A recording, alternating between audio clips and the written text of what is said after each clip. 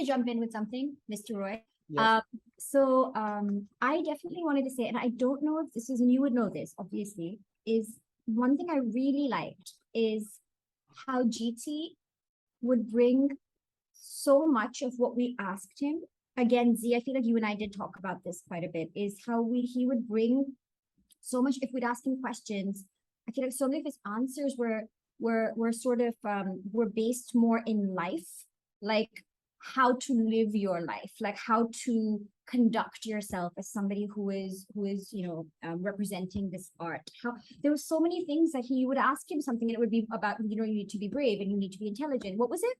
CBI, courage. Yeah. Courage, bravery, intelligence. And I get it. I get that it's very easy for us. Like I was asking him, like, what's your favorite stripe and what's your and he was like, yeah, sure. He would answer these basic questions. But I feel like given freedom or free reign of conversation, I wonder if it's an evolution as a teacher, a practitioner, or as who he's becoming, where it became so much more about what this meant for the way you conduct yourself as a human, what Kali meant towards that. I don't know if you guys felt that. I really like that. I really like that he would draw it back to that again and again and again. I mean, now that you're saying it, I am thinking back to, the interview I did with him. I know you've done one as well, where I can see similar answers, and it perplexed me actually.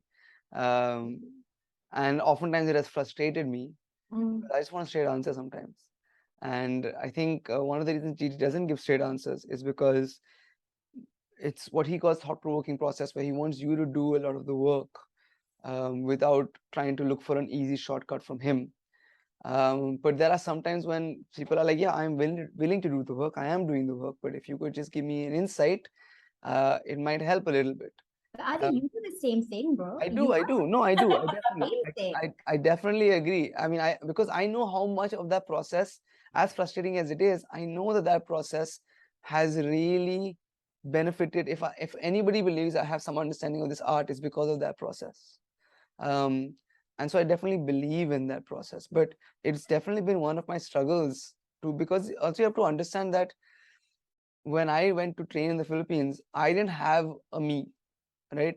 Tuhon Kanishk lived, when I was in Delhi, he lived like 2 hours away one way or 3 hours away one way, and it wasn't feasible for me to go there multiple times a week. I might see him once a month or something. I didn't have a me. So the only way for me to, and when I moved to Goa, even less, right?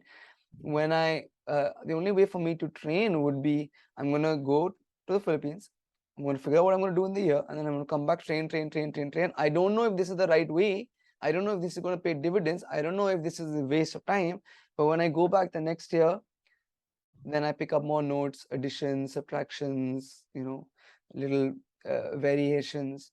But going through the process, you're always looking for some sort of direction, because you cannot believe that you're on the right track.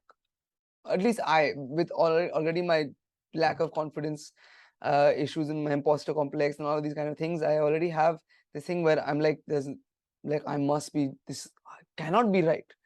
But not, he would do enough to keep me on track through the physical thing, but he would never let me get lazy with the intellectual thing. So anytime physically he would show me I'm on the right track, but anytime I ask him questions, he'd always give me a very frustrating answer. That's been one of my major struggles with GT over here. I don't know, what do you guys really struggle with over there, apart from the trillion variations that he gave you? But before we get to that, I want to just so I got some time to spend with him alone. It's okay. Perfect timing with Luca. Okay. So I did get some time alone with him, and I did ask him some question, and he gave me a very obtuse answer, and I was like, why don't you just tell me? Like, why don't you just say it? And he said something interesting. He said, my answer might not be your answer.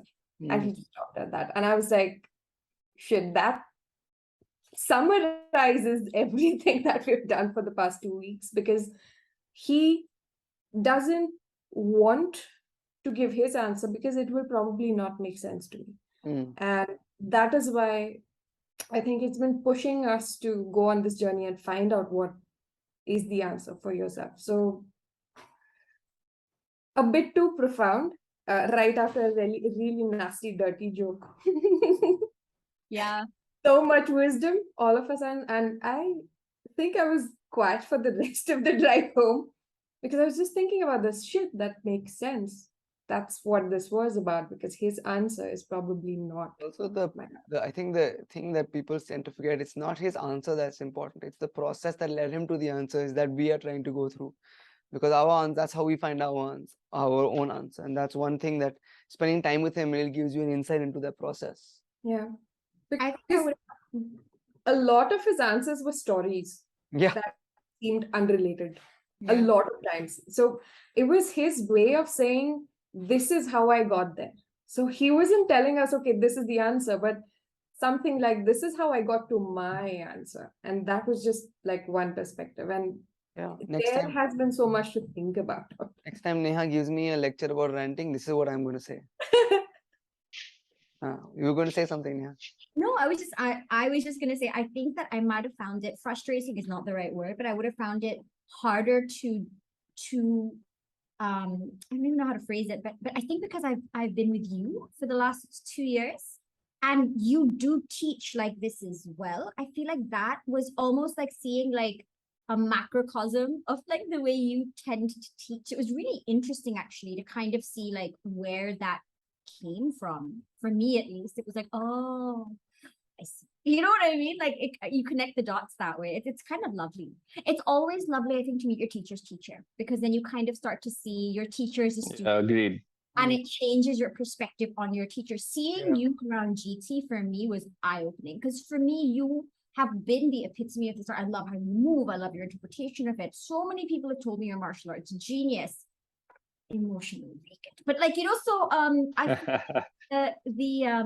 but then to see like the bop, you know what I mean, on top of like, and to see you as a child in front of that person in that I definitely I am. That was very cool for me. That was just to see the way you were looking at him is kind of the way we look at you, right? Like it was a lovely I progression. always like, it's very interesting that you said this, because I remember then I have trained with Tuhon Ganesh before he was Tuhon. When he was, I trained Shaolin Kung Fu with him for a couple of years, really long ago. That's how our association began actually. And I had very similar experience when him and me would train with GT, because GT is his teacher as well. And I hadn't actually thought about that until you just mentioned it, how it would be for you guys to see me with him. But I definitely think it is a really interesting experience, and I quite enjoyed that, just because I don't know, it's just something very like lovely, comforting, homely. But I don't know, I feel quite nice about it. I don't know. What about you, Zarir? Like, Yeah. No, I think I made this, sounds silly to say, but when I was making some Instagram posts, I struggle with the captions. Sometimes I often found myself using that exact language. Like I am training with my teacher's teacher, and I actually I kept thinking about that. Very similar sentiment to what echoing what Neha just said. But I think like I might backtrack a little bit, but like you were talking about what's it like to train with GT, and especially going to the Philippines, and what does the day look like and all of that. Honestly, we got 2 to 3 hours with GT in terms of training every day, but we had a lot of time that was not physically training, where he would actually I mean, I'm kind of a nerd that way. I really enjoy some of the philosophical, the cultural, the tradition, history. I love that kind of stuff. I eat it up. And so there was a lot of that, which I really enjoyed.